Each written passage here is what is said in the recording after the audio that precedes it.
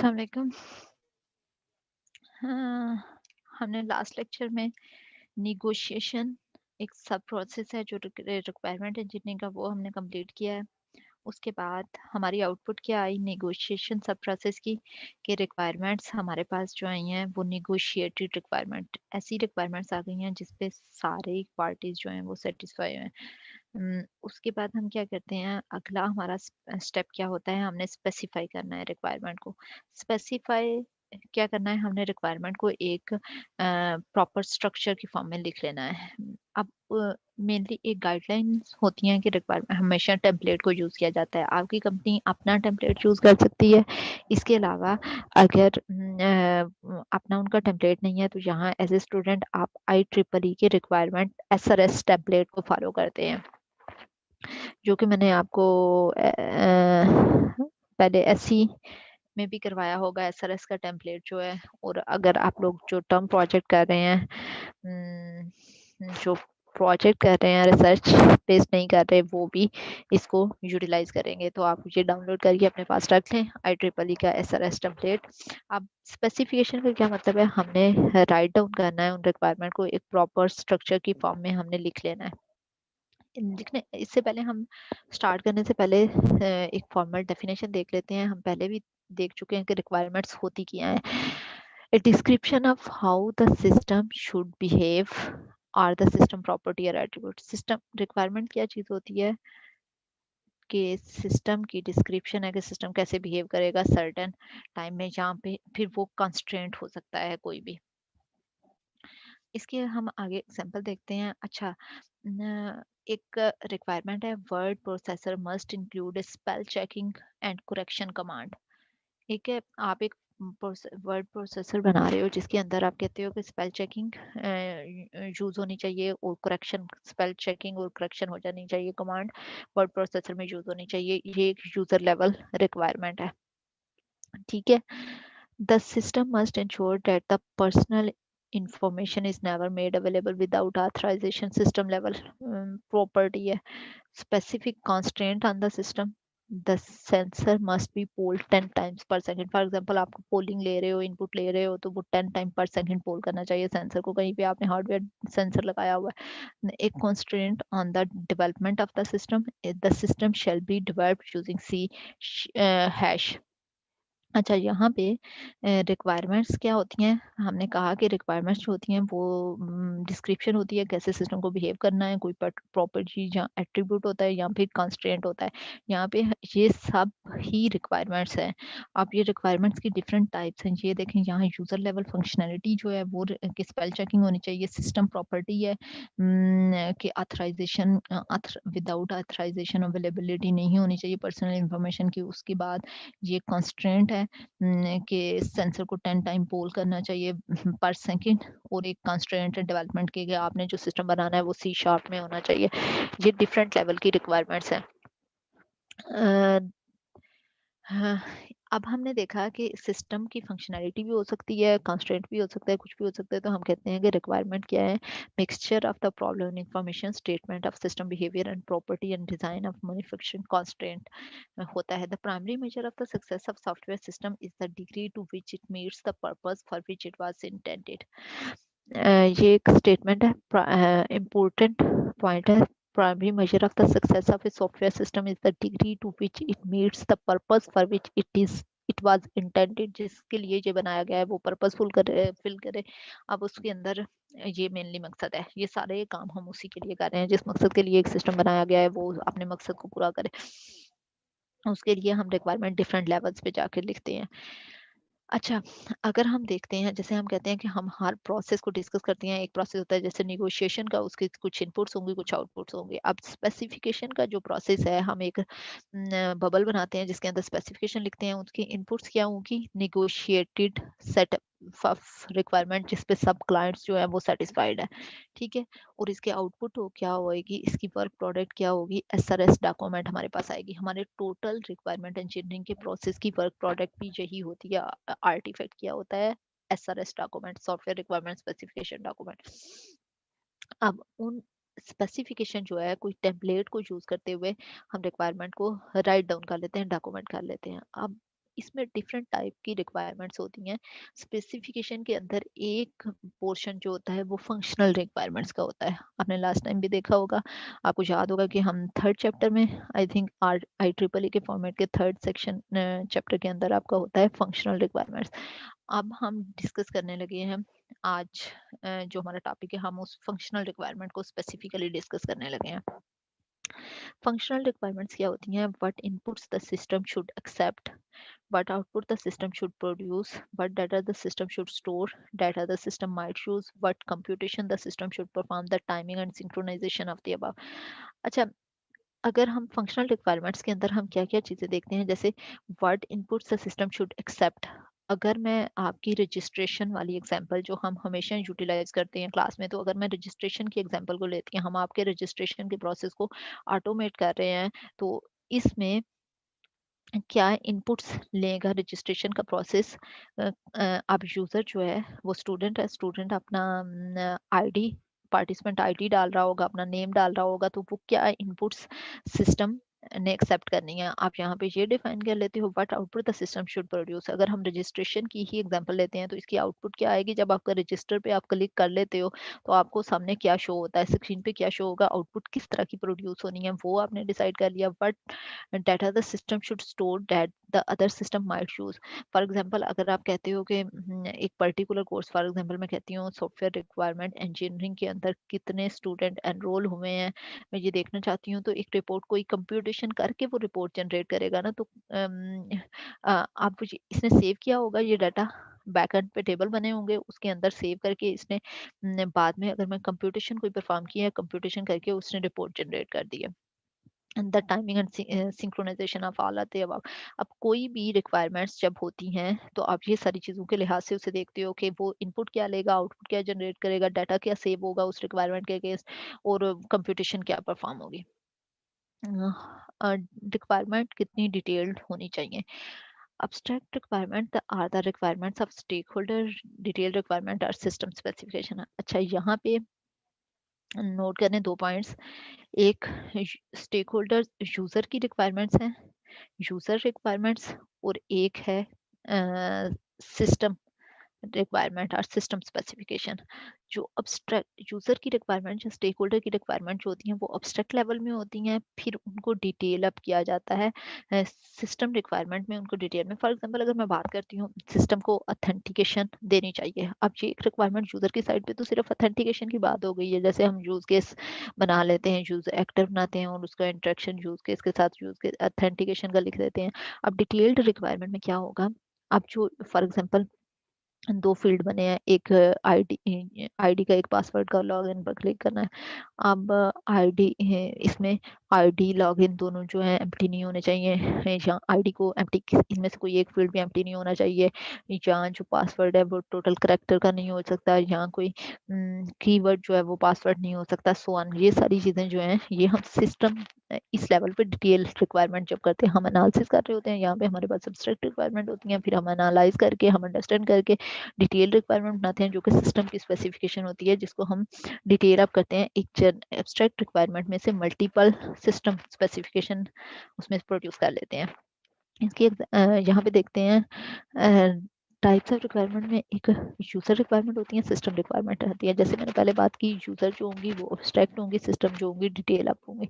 Statement in natural language plus diagram of the services the system provides and it's operational return for customers. अब ये क्या है? ये customers के लिए होती हैं। ये टॉपिक के लिए आपने अपने समरविल की बुक का 4th चैप्टर रीड करना है। System requirements is structured document setting out detailed description of the system function, services and operation। अब जैसे मैंने पहले डिफाइन किया है कि यहाँ पे आप उसे एब्स्ट्रैक्ट में लिखते हो, यहाँ पे आप डिटेल, यहाँ पे हम अथेंटिकेशन सिर्फ लिखेंगे, यहाँ पे हम कि वो एम्प्टी नहीं हो सकते, दोनों बोथ फील्ड एम्प्टी नहीं हो सकते, उसमें से कोई एक सिंगल फील्ड एम्प्टी नहीं हो सकता, या उसमें आप क्या करैक्टर ऐड नहीं कर सकते, क्या क्या चीज़ें नहीं कर सकते, वो सारी चीज़ें ऐड होंगी यहाँ पे। अब उसके बाद अगर हम देखते हैं, अ, ये हमारे पास दो तरह की रिक्वायरमेंट्स हो गई। अब इसकी हम एग्जांपल देते हैं यूजर रिक्वायरमेंट्स की और सिस्टम रिक्वायरमेंट्स का। आपको कंसेप्ट हो गया, हम इसकी एग्जांपल देखते हैं। यूजर रिक्वायरमेंट क्या है? System shall generate monthly report showing the cost of drug prescribed by each clinic during the month. अब क्या है कि सिस्टम यूजर की रिक्वायरमेंट क्या है? यूजर कहता है कि जैसे एक फार्मास्यूटिकल स्टोर है, फार्मेसी है, फार्मेसी में ड्रग्स जो प्रिस्क्राइब की गई हैं, हर क्लिनिक ने, एक फार्मेसी है वो जनरेट करना चाहती है रिपोर्ट कि हर क्लिनिक ने जनरेट मंथली रिपोर्ट, हर मंथ पे रिपोर्ट शो करे cost of the drug prescribe, drugs जो प्रिस्क्राइब की गई हैं हर क्लिनिक की तरफ से, उसकी कॉस्ट की एक रिपोर्ट जनरेट करनी है। यूजर ने ये रिक्वायरमेंट दे दी कि हमें एक रिपोर्ट चाहिए जिसके अंदर कॉस्ट, हर मेडिसिन की कॉस्ट जो क्लिनिक ने प्रिस्क्राइब किया उसकी मेंशन हो। अब सिस्टम रिक्वायरमेंट जब हम इसे देखते हैं, इसको डिटेल अप करते हैं कि इसमें क्या क्या चीज़ें होंगी। जैसे फॉर एग्जांपल इसको क्या इनपुट लेगा, क्या आउटपुट जनरेट करेगा, क्या डाटा स्टोर करेगा, क्या कंप्यूटेशन परफॉर्म कर सकता है। तो हम इसके एंगल, इस एंगल से देखते हैं तो इसमें क्या होगा, on last working day of each month, a summary of the drugs prescribed, their cost and the prescribing clinics shall be generated। देखें यहाँ पे मंथली रिपोर्ट जनरेट होगी। मंथली कब जनरेट हुआ करेगी? यहाँ पे इस रिक्वायरमेंट में स्पेसिफिकली बताया गया है कि हर मंथ के लास्ट डे को हम यहाँ पे मेंशन कर सकते हैं 5 लास्ट डे में, जैसे एंडिंग होता है टाइम किस पे, 12 बजे एंड होता है या 5 बजे। 5 बजे अगर एंड हो रहा है क्लिनिक का टाइम तो हम 5 बजे वो जनरेट किया करेगा report. The system shall automatically generate the reports for printing after 5:30 on the last working day of each month. देखिए हमने स्पेसिफिकली मेंशन कर दिया कि ऑटोमेटिकली प्रिंटिंग 5:30 पे कर देगा last working day of her month के। A report shall be created for each clinic and shall list the individual drugs names, the total number of prescription, the number of doses prescribed and total cost of prescribed drugs। अब हर clinic के लिए एक, यहाँ पे आपको पता चल गया कि एक टेबल बना करेगा जिसमें हर क्लिनिक का नाम, उसने हर ड्रग का नाम, हर कितनी प्रिस्क्रिप्शन हुई, कितनी नंबर ऑफ डोजेस प्रिस्क्राइब की गई और कितनी कास्ट उसकी हुई। ये एक बनानी करनी है। इसमें आपको पता चल गया हमारे टेबल के अंदर क्या क्या डाटा सेव होगा।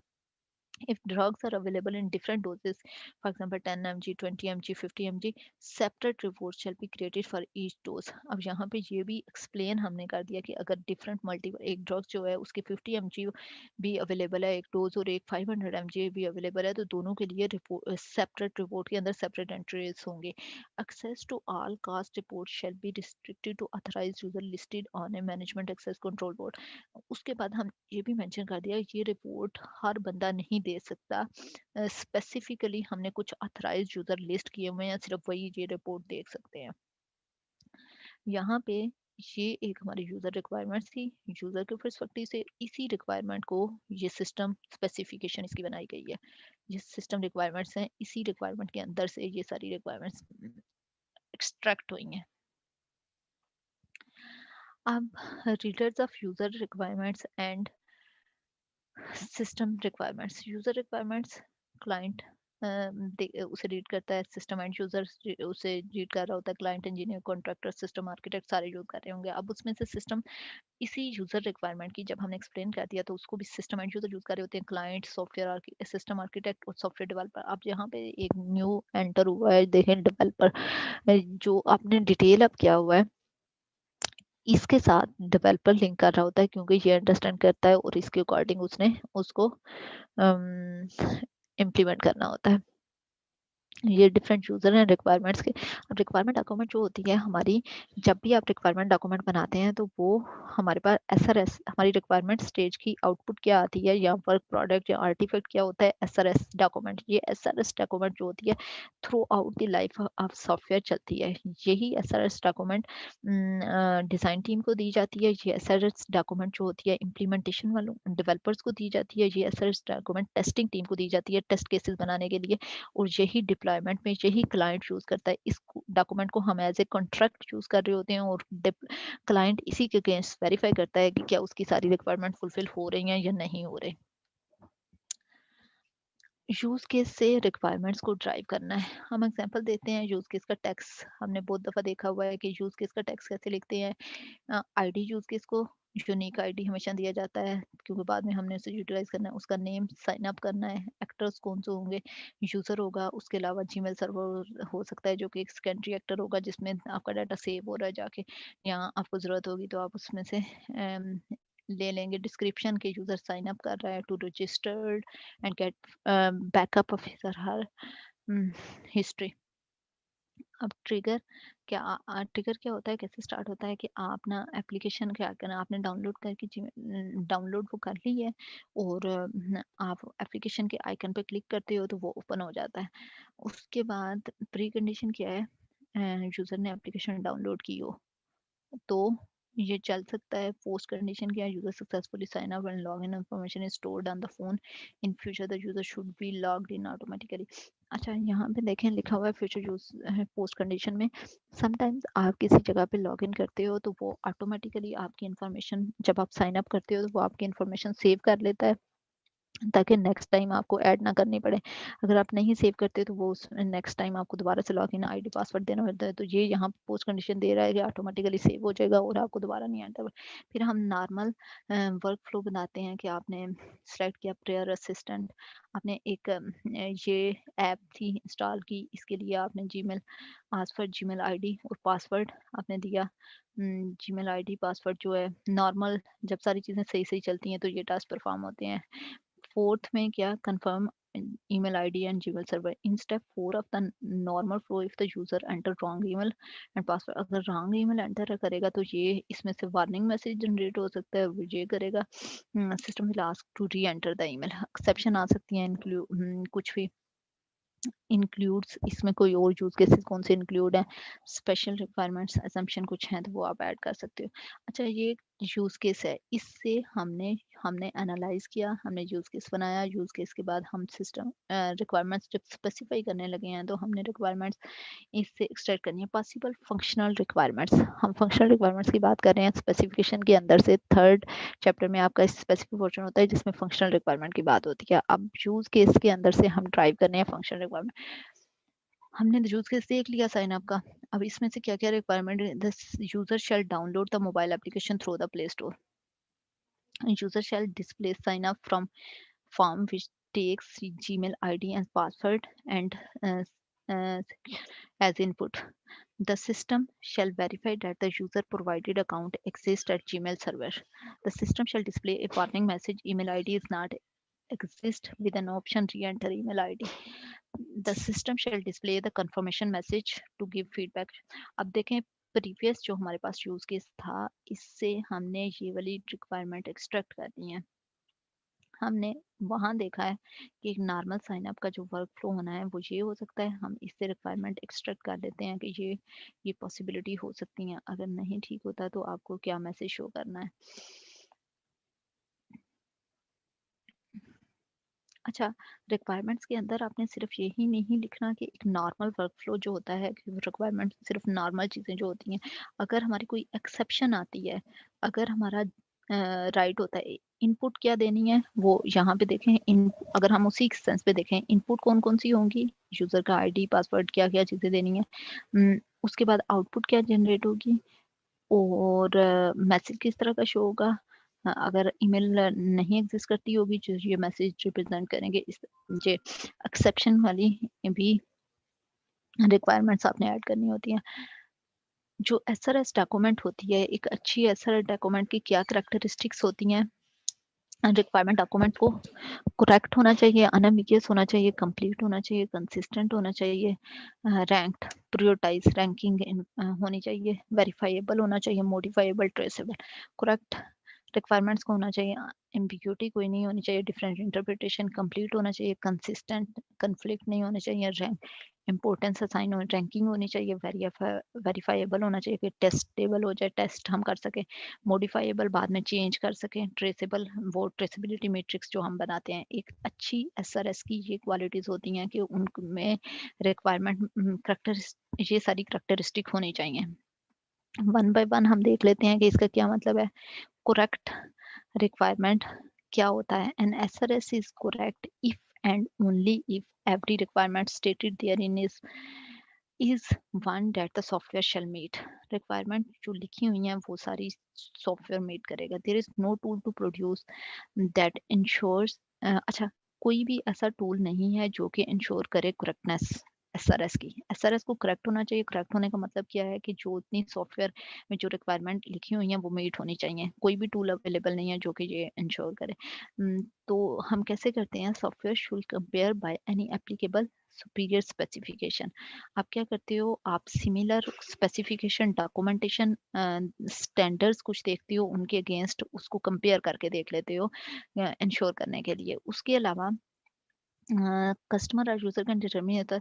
आप कस्टमर को दिखाते हो और कहते हो कि आर यू श्योर कि यही चीज़ें आप चाह रहे हो, उससे एश्योरेंस ले लेते हो. ये भी एक वे है. उसके अलावा आप traceability makes this process easier and less prone. आप ट्रेसेबिलिटी मैट्रिक्स यूज़ करते हो जिसकी वजह से इसमें करेक्टनेस के चांसेस इंक्रीज हो जाते हैं. आप रिक्वायरमेंट्स एसआरएस डॉक्यूमेंट को करेक्ट होना चाहिए. करेक्ट का मतलब क्या है?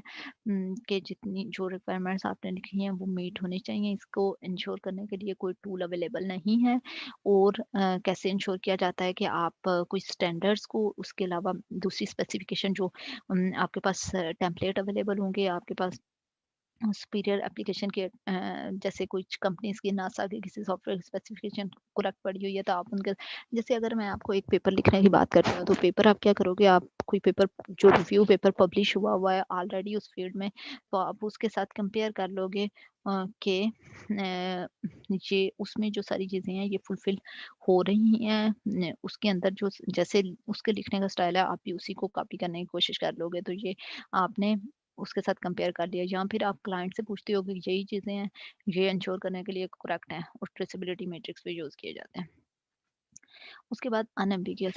An SRS is unambiguous if and only if the requirement stated therein have only one interpretation. अगर रिक्वायरमेंट जो लिखी हुई है उसकी एक इंटरप्रिटेशन है. अगर कोई भी रिक्वायरमेंट लिखी हुई है, डिफरेंट लोग उससे डिफरेंट मीनिंग ले रहे हैं, तो वो एम्बिगियस है requirement.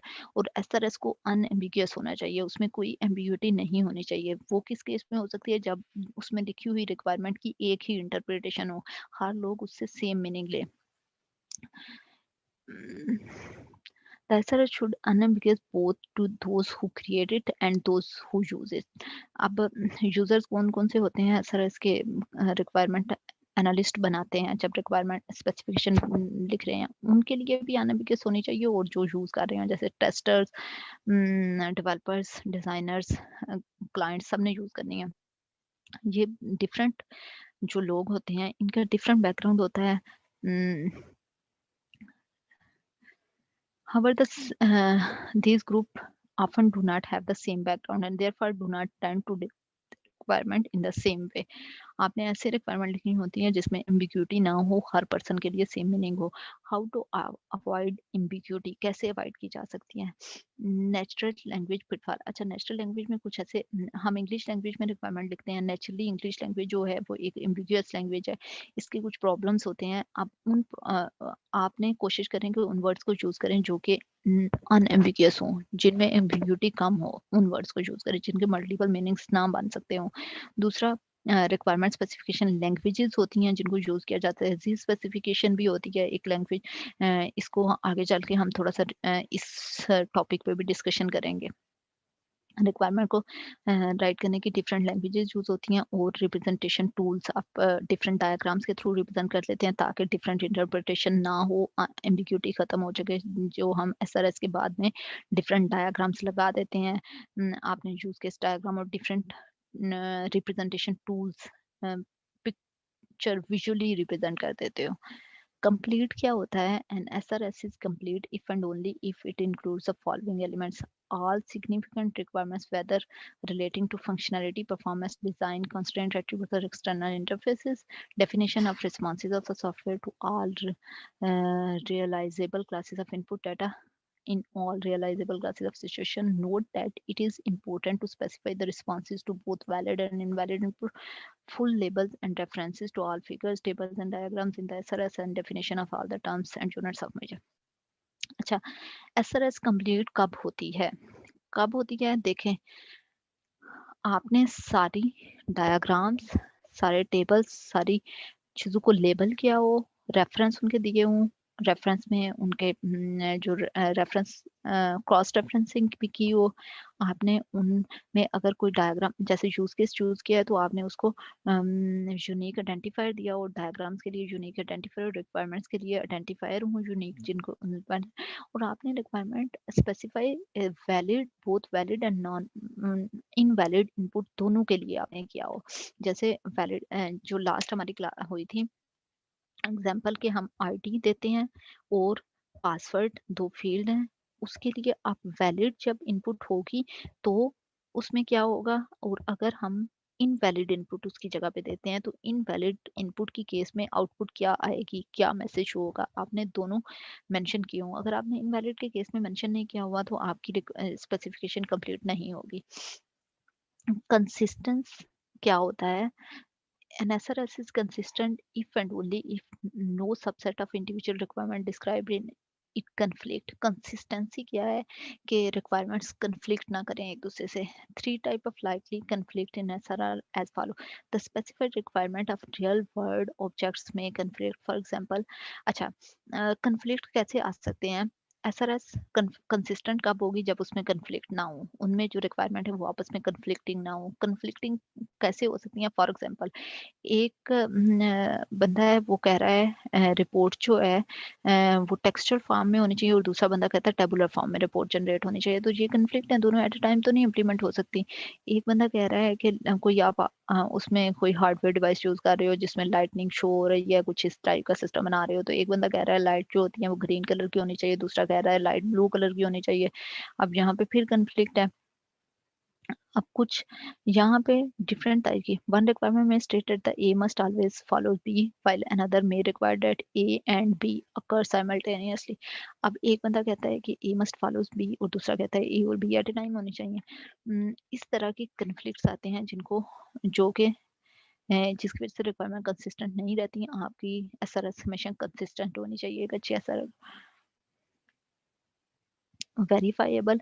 An SRS is verifiable if and only if every requirement stated therein is verifiable. SRS कब वेरीफाइबल होगी? जब उसके अंदर जितनी रिक्वायरमेंट लिखी हैं वो सारी वेरीफाइबल हों. और एक रिक्वायरमेंट कब वेरीफाइबल होगी? If there exists some finite cost-effective process with which a person or machine can check that the software product meets the requirement. हमारे पास कोई ऐसा मैकेनिज्म हो जिसमें हम टेस्ट कर सकेंगे वो रिक्वायरमेंट मीट हो रही है या नहीं हो रही.